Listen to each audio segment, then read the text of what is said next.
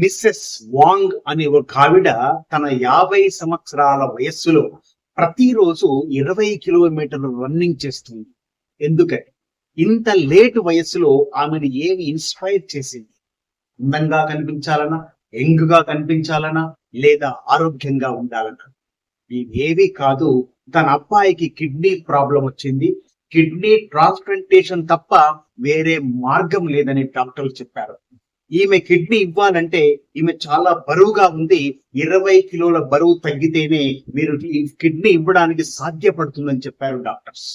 ఆమె ఇంతకు ముందు బరువు తగ్గడానికి ఎన్నో ప్రయత్నాలు చేసింది, కానీ బరువు తగ్గలేదు. ఇప్పుడు తన అబ్బాయి కోసం ప్రతిరోజు 20 కిలోమీటర్లు పరిగెత్తుతూ ఉంది.